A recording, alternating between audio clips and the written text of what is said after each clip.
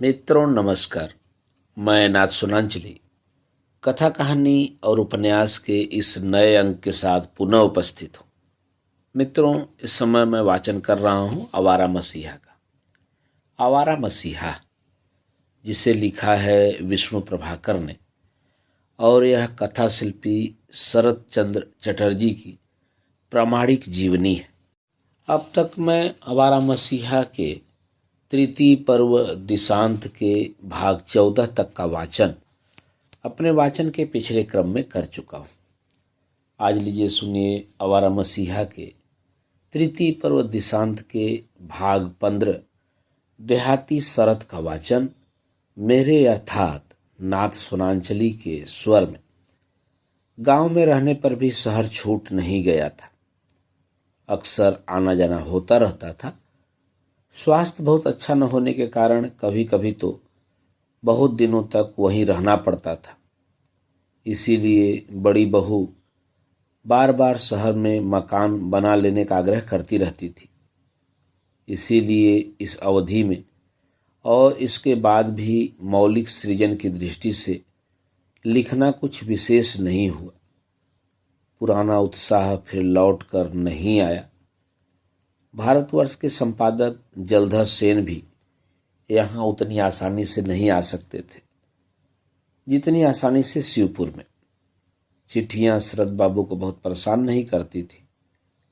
इसलिए इस काल में कोई छोटी मोटी कहानियों के अतिरिक्त 3 उपन्यास ही वे पूरे कर सके। श्रीकांत तीसरा 18 अप्रैल 1927 ईस्वी और चौथा पर्व तथा शेष प्रश्न। शेष प्रश्न भी शेष रचनाओं की तरह नियमित रूप से नहीं लिखा जा सका। लगभग 4 वर्ष तक वह अनियमित रूप से छपता रहा। बहुत कड़ा तकादा आने पर एक बार उन्होंने उत्तर दिया, मेरे लिखने के बारे में यह जो त्रुटि है इसे आप 15 वर्ष से देखते आ रहे हैं।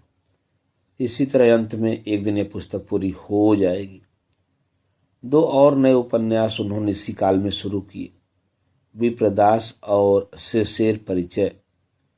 इनमें शेषेर परिचय एक महत्वपूर्ण रचना थी, परंतु दुर्भाग्य से जागरण की तरह यह भी कभी पूरी नहीं हो सकी। इस समय के उनके 2 लेख बहुत प्रसिद्ध हुए, साहित्य की रीति और नीति तथा तरुणों का विद्रोह, षोडशी और रमा। ये 2 नाटक भी उन्होंने इसी काल में अपने 2 उपन्यासों देना पेवना और पल्ली समाज के आधार पर तैयार किए थे।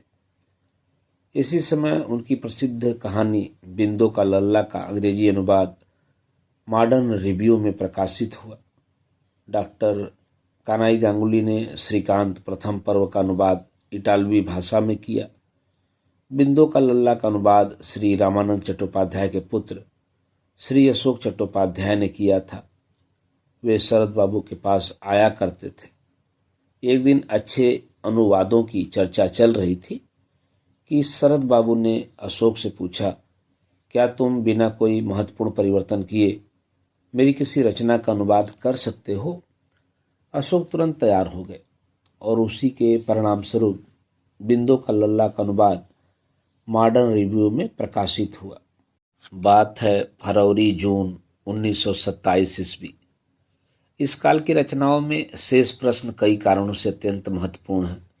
दिलीप कुमार को एक पत्र लिखते हुए उन्होंने इस उपन्यास की पृष्ठभूमि पर प्रकाश डाला है। मंटू, शेष प्रश्न पढ़कर तुम खुश हुए हो, यह जानकर बड़ा आनंद हुआ, क्योंकि खुश होना तो तुम लोगों का नियम नहीं है। प्रवर्तक संघ ने इस साल अक्षय तृतीया पर मुझे फिर नहीं बुलाया।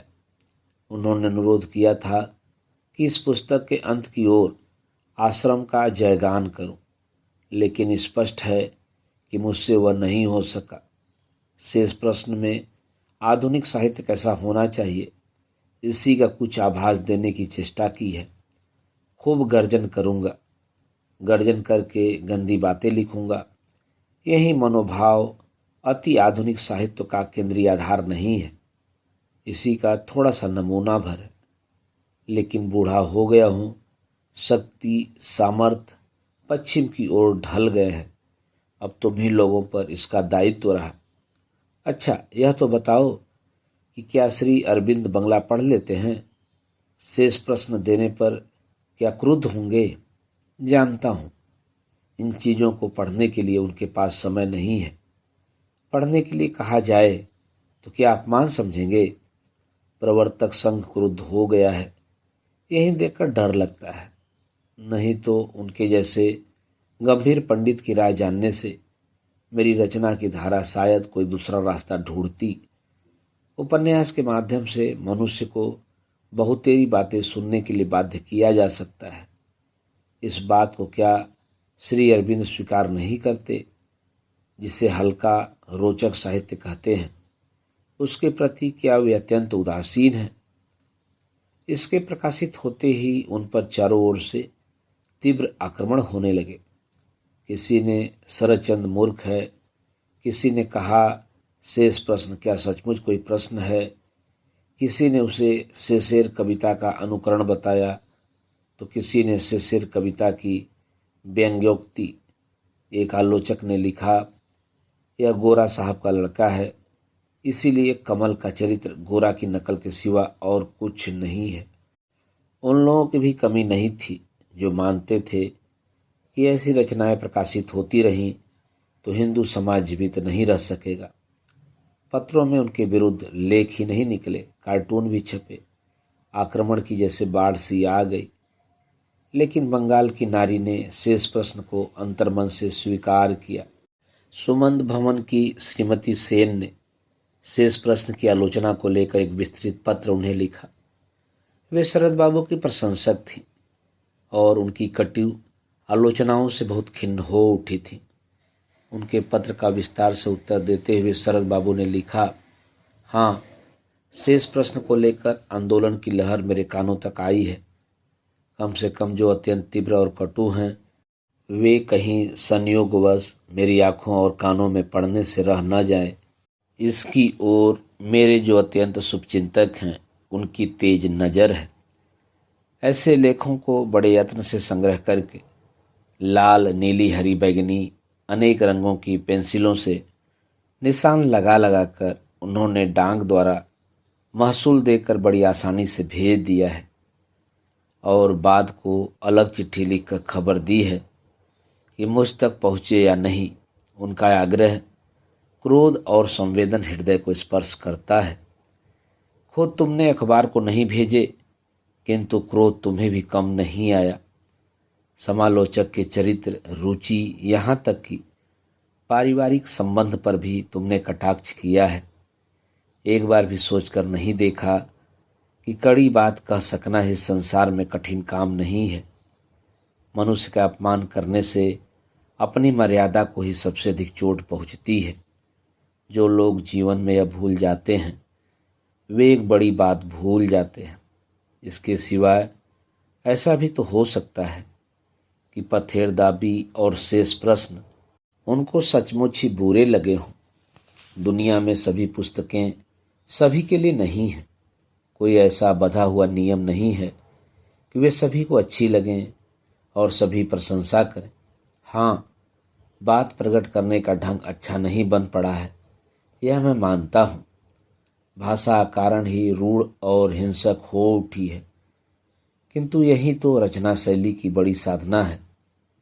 मन के भीतर क्षोभ और उत्तेजना का यथेष्ट कारण रहने पर भी भले आदमी को असंयत भाषा का प्रयोग नहीं करना चाहिए। यह बात बड़े दुख उठाकर मन में बैठानी होती है। अपनी चिट्ठी में तुमने यह भूल उनसे भी अधिक की है।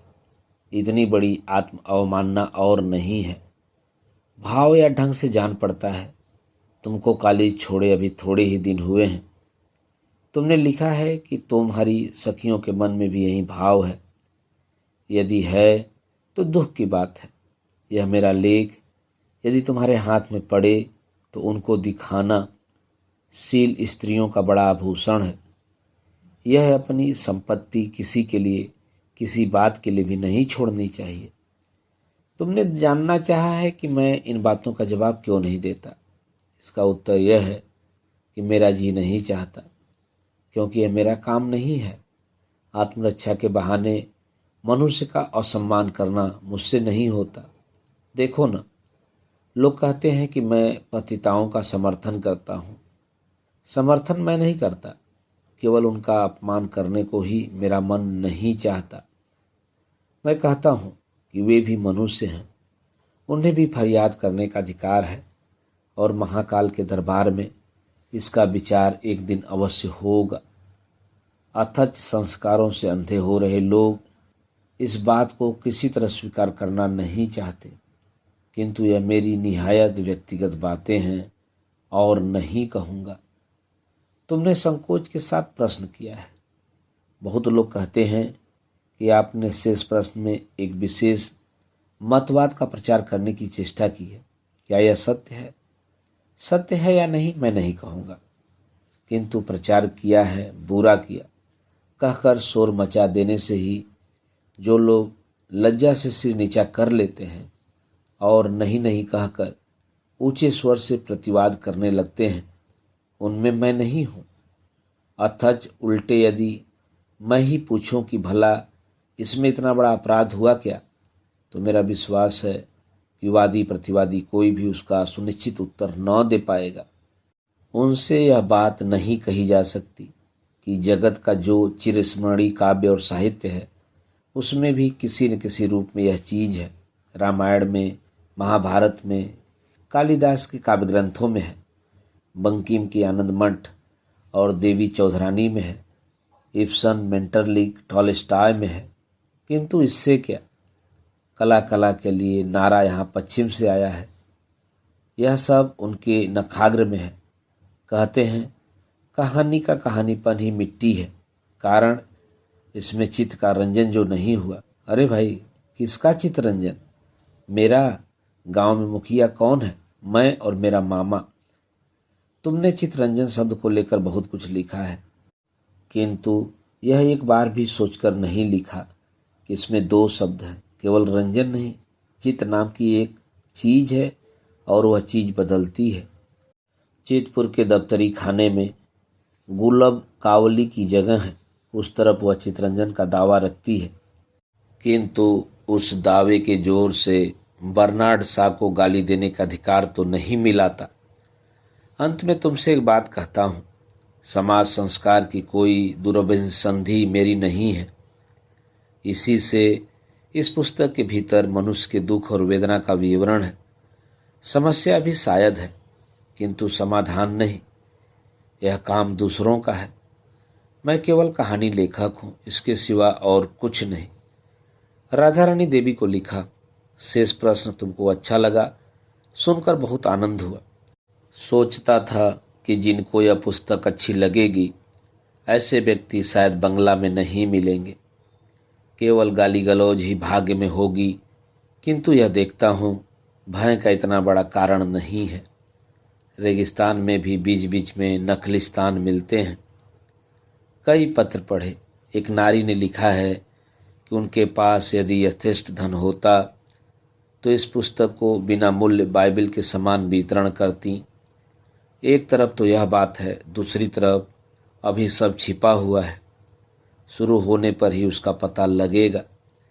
अति आधुनिक साहित्य कैसा होना चाहिए, इसका ही उसमें थोड़ा सा इशारा है। बूढ़ा हो गया हूँ, शक्ति सामर्थ्य पश्चिम की ओर डूबने का इशारा दिन रात अपने अंदर अनुभव करता हूँ। इस समय शक्तिमान जो नए साहित्यिक हैं उनके लिए केवल इतना ही कह दिया है। अब यह उनका ही काम है, फूलें फलें, शोभा संपदा को बड़ा करना, यह अब उन्हीं का दायित्व है। भाषा पर मेरा सदा ही कम अधिकार रहा है। शब्द संपदा कितनी साधारण है, यह संवाद किसी और से भले छिपा हो पर तुम लोगों से छिपा नहीं है। साथ ही कहने को बहुत सी बातें रह गई, समय न बीत जाए इसलिए शेष प्रश्न में कुछ कहने की चेष्टा की है। एक और स्थान पर उन्होंने लिखा, अंत तक चलकर शेष प्रश्न में मैं शायद बहुतों को व्यथित करूंगा, फिर भी जो कुछ ठीक है उसे कहना जरूरी है, इसके बाद जो होगा देखा जाएगा। शेष प्रश्न का विरोध वयोवृद्ध या पुराने विचार के लोगों ने ही नहीं किया, नए लेखकों ने भी इसकी कटु आलोचना की। आनंदाशंकर राय और प्रबोध कुमार सान्याल दोनों ही शरद बाबू के प्रशंसक थे, पर शेष प्रश्न पढ़कर वे दोनों निराश हुए। प्रमोद कुमार ने स्वदेश में लिखा, शरद बाबू आधुनिक विचार और बुद्धि से बिल्कुल परिचित नहीं है। प्रगति और मुक्ति का उनका समर्थन झूठा है। कुछ और लोगों ने कहा कि यह तर्कजाल मात्र है। कथा अंश नाम मात्र को है, चरित्र बहुत हैं, पर वे सभी रक्त मांसहीन हैं।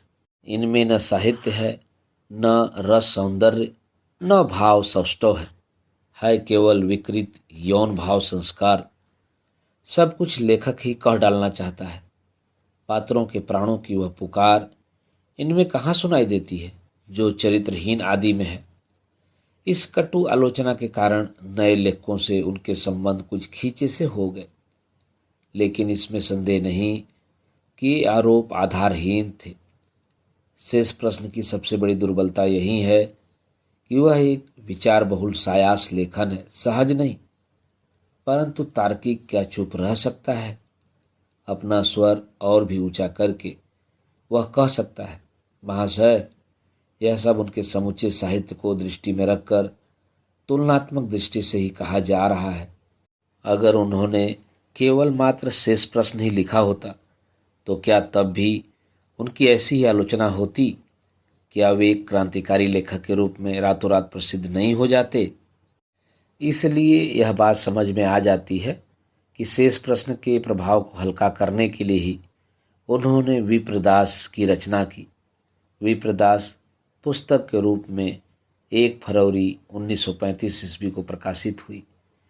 विप्रदास का नामकरण उन्होंने अपने सगे मामा के नाम पर किया। उन्होंने विप्रदास को जैसे वे अपने जीवन में थे ठीक उसी रूप में चित्रित किया है।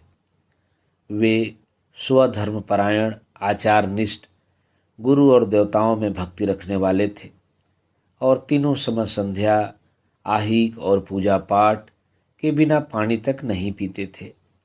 वे उसी वस्तु को खाने योग्य समझते थे जो देवता के भोग के काम आती थी।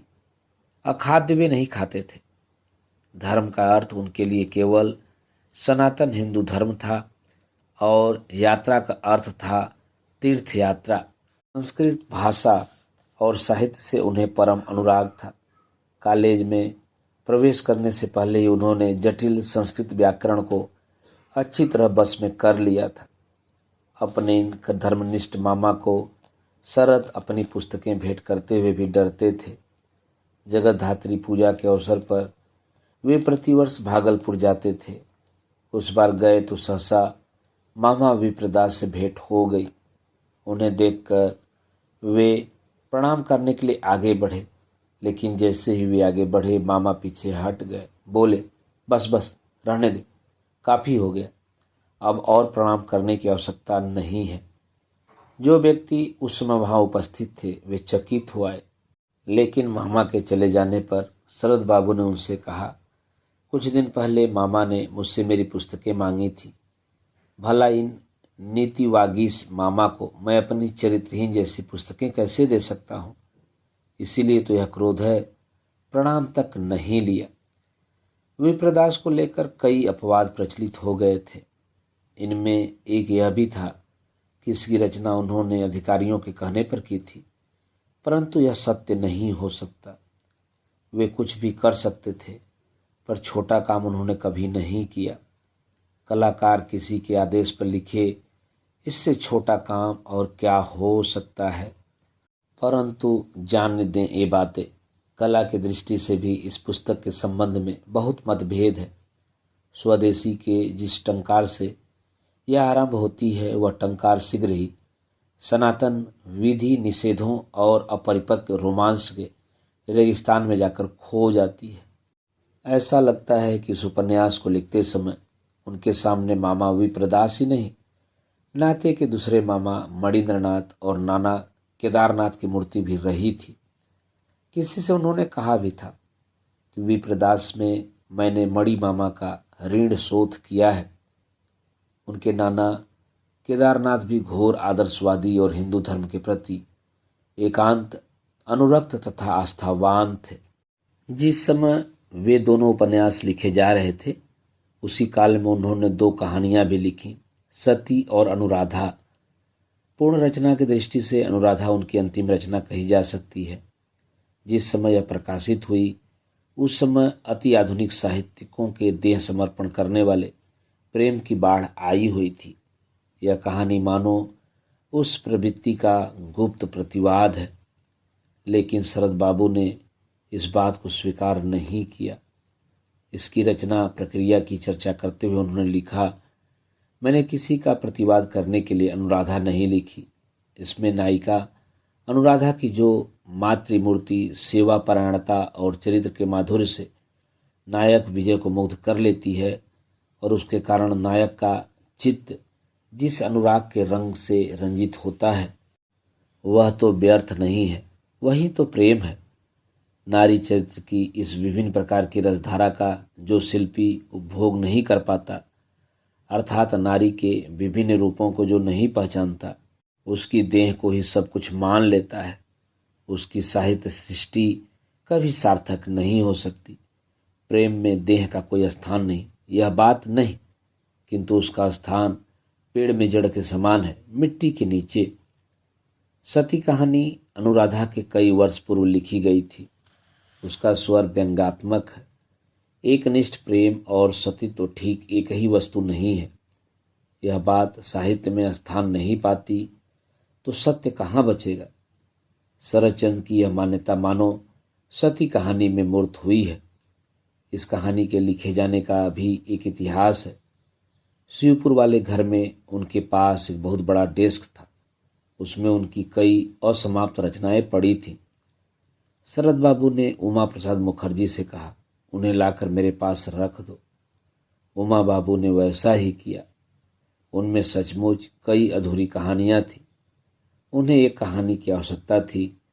बार बार वादा करने पर भी शरद बाबू कुछ लिख नहीं पा रहे थे। उमा प्रसाद ने उन्हीं में से एक सबसे बड़ी अधूरी कहानी लेकर शरद बाबू से कहा, इस कहानी को पूरा कर दीजिए। उस अधूरी कहानी को पढ़ते पढ़ते वे जैसे शून्य में खो गए, मानो समाधिस्थ हो गए। कई क्षण बाद दीर्घ निश्वास खींचकर वे बोले, इसे मेरे पास रहने दो, देखता हूँ क्या हो सकता है। लेकिन जब वह कहानी तैयार हुई तो उस अधूरी कहानी से उसका कोई संबंध नहीं था। श्रीकांत चतुर्थ पर्व विप्रदास के प्रकाशन से पूर्व संपूर्ण हो चुका था। श्रीकांत चतुर्थ पर्व की रचना की कहानी बहुत विचित्र है। यदि इसके पीछे किसी का आग्रह न होता तो शायद वह इसकी रचना न कर पाते। वह विचित्रा में धारावाहिक रूप में प्रकाशित हुआ था। इस पत्रिका के संपादक थे मामा उपेंद्रनाथ। कई वर्ष पूर्व एक दिन वे शरदचंद्र से एक उपन्यास मांगने के लिए आए थे। उस दिन उन्हें निराश होकर लौट जाना पड़ा था। इस मनोमालिन्य के पीछे एक पूरा इतिहास है। हावड़ा डिस्ट्रिक्ट कांग्रेस कमेटी के प्रधान होने के नाते वहाँ की म्यूनिसिपल कमेटी के चुनाव में उनका भी एक पक्ष रहता था। ऐसे ही एक अवसर पर वे जिस पक्ष की सहायता कर रहे थे उसके विरोध में नित्यधन मुखर्जी नाम के एक सज्जन थे। इन्हीं नित्यधन के परम मित्र थे योगेंद्र मुखर्जी, जो उपेंद्रनाथ के समधी थे। इस प्रकार अनायास ही ये नातेदार दो दलों में बंट गए। ऐसे अवसरों पर उन लोगों की बन आती है जो फूट डालने का काम किया करते हैं। इन्हीं लोगों में एक ऐसा व्यक्ति भी था जिस पर योगेंद्रनाथ के एहसान थे। वह शरद बाबू के पास आकर उनके कान भरने लगा। कहता कि वह प्रतिदिन शाम को योगेंद्रनाथ के घर पर भोजन करता है और उस समय उनकी पुत्रवधू शरद बाबू की बड़ी निंदा करती है। यह पुत्रवधू उपेंद्रनाथ की लड़की थी और शरद की ममेरी बहन लगती थी। बार बार यह कथा सुनते सुनते शरदचंद्र का मन योगेंद्रनाथ के परिवार के प्रति विमुख हो उठा। ऐसा होना नहीं चाहिए था, परंतु यह बात भी सच थी कि शरद के प्रति मामा लोगों का व्यवहार कभी सहज नहीं रहा। केवल सुरेंद्रनाथ ही उनके मित्र थे। एक ही क्षेत्र में होने के कारण उपेंद्रनाथ से भी मिलना जुलना होता रहता था, पर वैसी अनुरक्ति नहीं थी। इसीलिए शरद बाबू को यह बात मानने में बहुत कठिनाई नहीं हुई कि कि उपेंद्रनाथ की लड़की उनकी निंदा कर सकती है। 5 वर्ष बाद अचानक यह रहस्य खुला कि शरद बाबू के कान भरने वाले सज्जन कभी भी योगेंद्रनाथ के घर खाना खाने नहीं गए और उन्होंने शरद बाबू से जो कुछ कहा था वह सब झूठ था। यह जानकर उन्हें बड़ी वेदना हुई और वे उपेंद्रनाथ से मिलने के लिए छटपटाने लगे। एक दिन सहसा उन्होंने उपेंद्रनाथ को फ़ोन किया। संध्या के 7:30 बजे थे। दफ्तर बंद हो चुका था। केवल उपेंद्रनाथ और परिचालक सुशील कुमार ही दफ्तर में बैठे हुए थे। टेलीफोन की घंटी बज उठी। रिसीवर उठाकर उपेंद्रनाथ ने कहा, हेलो।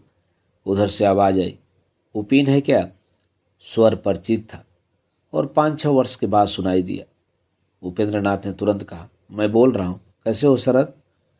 जैसा रहता हूँ वैसा ही हूँ। तुम्हारे पत्र की अवस्था क्या बहुत खराब है? किस दृष्टि से पूछते हो? आर्थिक दृष्टि से। वह जरा टेढ़ी बात है। बहुत खराब है कि नहीं एकदम नहीं कहा जा सकता, लेकिन तब भी बहुत अच्छी नहीं है। मेरा लेख मिलने पर तुम्हें सुविधा होगी, होनी तो चाहिए। चाहते हो? स्वयं शरद के मुख से यह बात सुनकर उपेंद्रनाथ का मन एकदम उल्लास और अभिमान से भर आया। सुशील भी शरद का नाम सुनकर उत्सुक हो उठे थे। जब उपेंद्रनाथ ने बताया कि शरद लेख देने के लिए कहते हैं, क्या तुम लोगे? तो उनका मुख हर्ष से खिल उठा। बोले, इसमें पूछने की क्या बात है, निश्चय ही लेंगे। दोनों जानते थे कि शरद का लेख छपने पर विचित्रा की लोकप्रियता बढ़ जाएगी। पाठक और ग्राहक दोनों ही शरद को चाहते हैं, इसलिए व्यक्तिगत मान अपमान का कोई प्रश्न नहीं है। उपेंद्रनाथ ने शरद से कहा, चाहते हैं या नहीं यह क्यों पूछते हो शरद? मैं तो चाहने के लिए गया ही था, तुमने ही लौटा दिया था। इस शिकायत और अभिमान का कोई उत्तर न देकर शरद ने कहा, दफ्तर में कितनी देर हो? क्या तुम आ रहे हो? बस 20 मिनट में पहुंच रहा हूं। लेकिन 8 मिनट बीतते न बीतते शरद बाबू ने हंसते हुए उपेंद्रनाथ के कमरे में प्रवेश किया। फिर तो ऐसी बातें होने लगी जैसे कभी भी उनके बीच में झगड़ा नहीं हुआ हो। किसी ने भी पुरानी बात का कभी भी संकेत नहीं किया, इसलिए शिकायत, कैफियत और माफ़ी मांगने की कोई बात ही पैदा नहीं हुई। 2-4 मिनट इधर उधर की बात करने पर असली बात उठी। शरद ने पूछा, मुझसे क्या चाहते हो? उपेंद्रनाथ ने कहा, निश्चय ही उपन्यास। शरद बाबू बोले, उपन्यास तो निश्चय ही, पर किस विषय का उपन्यास? उपेंद्रनाथ इसी बीच में मन ही मन निर्णय कर चुके थे। तुरंत बोले, श्रीकांत, चौथा पर्व। विस्मित स्वर में शरद ने कहा, क्या चाहते हो? चौथा पर्व? श्रीकांत, 3 पर्वों के बाद चौथा पर्व पढ़ने का धैर्य क्या पाठकों को होगा? उपेंद्रनाथ बोले, निश्चय ही होगा। श्रीकांत के तीसरे पर्व के अंत में तुमने राजलक्ष्मी को काशी धाम में सदगुरु के हाथ में सौंपकर उसकी कहानी पर हमेशा के लिए यवनिका डाल दी। इसके बाद अब राजलक्ष्मी और श्रीकांत को रागा माटी से वापस लाकर फिर से कहानी आरंभ करने के लिए पाठकों का धैर्य खत्म हो जाएगा, यह कहना कठिन है। किंतु जिस अभया के जोरदार आमंत्रण के कारण श्रीकांत आग्रह के साथ रंगून जाने के लिए तैयार हुआ था, उस अभया को तुमने ऐसे ही छोड़ दिया, पुष्पित पल्लवित नहीं किया। लेकिन उस अवस्था में ही तुमने अभया का जो परिचय दिया है, उसके फूल होकर पुष्पित होने की कहानी यदि लिखो तो निश्चय ही अपूर्व होगी। केवल विचित्रा के पाठक ही नहीं, गौण जन भी उससे आनंद उठाएंगे। सुशील ने भी इस प्रस्ताव का समर्थन किया। शरदचंद्र सहमत हो गए। विचित्रा की अगली संख्या में यह विज्ञापन प्रकाशित हुआ कि माघ मास की संख्या से विचित्रा में धारावाहिक रूप से श्रीकांत का चौथा पर्व प्रकाशित होगा और उसमें अभया के सौरभ से सुगंधित श्रीकांत के पाठकों का मन विभोर हो उठेगा। विज्ञापन के अनुसार विचित्रा में श्रीकांत का चौथा पर्व प्रकाशित होना भी शुरू हो गया, लेकिन आरंभ से ही उसमें अभया का कहीं कुछ पता नहीं लगा। कहानी आरंभ हुई कवि गौहर और वैष्णवी कमल लता को लेकर। शरद का मन बदल गया और अभया की कहानी हमेशा के लिए अधूरी रह गई। शायद इसलिए भी कि ये दोनों चरित्र पूर्ण रूप से काल्पनिक नहीं हैं। दोनों से उसका प्रत्यक्ष परिचय रहा है। अभिज्ञता के इस मोह ने ही अभया तक पहुंचने के मार्ग को अवरुद्ध कर दिया। लेकिन स्वयं अभया का चरित्र भी तो काल्पनिक नहीं है। मिस्त्री की एक स्त्री से वर्मी में उनका परिचय हुआ था। पति से बुरी तरह सताई जाकर भी वह उसके जीते जी प्रेमी के पास नहीं गई। उसके मरने पर भी वे दोनों एक हो सके। थोड़े से परिवर्तन के साथ इस घटना के आधार पर अभया का जन्म हुआ, लेकिन यह थोड़ा सा परिवर्तन महत्व की दृष्टि से कितना बड़ा है। उसने जीते जी अत्याचारी पति को छोड़ने का साहस किया। मिस्त्री के अत्याचारों को आंखों से देखकर शरद बाबू को लगा, यदि ऐसे पति को नारी छोड़ देती है तो कोई पाप नहीं करती। उनके साहित्यिक चरित्रों में हम उनके जीवन में आए वास्तविक व्यक्तियों की खोज करते हैं। खोज करने पर बहुत कुछ मिल भी सकता है, पर साहित्य में आते जाते जैसे मिस्त्री की पत्नी अभया बन गई, वैसे औरों के साथ भी तो हुआ। इसलिए श्रीकांत शरत होकर भी शरत नहीं है। कृतिकार की जादू भरी लेखनी का परस पाकर वह इतना परिवर्तित हो गया है कि कुछ का कुछ हो गया है। अभया को लेकर 5वां पर लिखने का विचार उनके मन में अब भी था।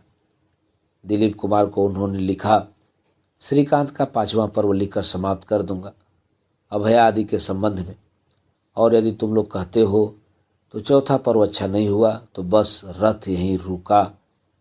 लेकिन चीर आलस्य के कारण दिलीप कुमार के चौथे पर्व की प्रशंसा करने पर भी रथ आगे नहीं बढ़ सका।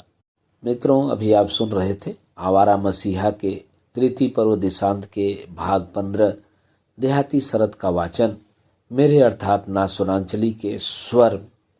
मित्रों, आवारा मसीहा के आगे के भागों का वाचन आप मेरे वाचन के अगले क्रम में सुन सकते हैं। तो जुड़े रहिए कथा कहानी और उपन्यास के साथ। धन्यवाद। नमस्कार।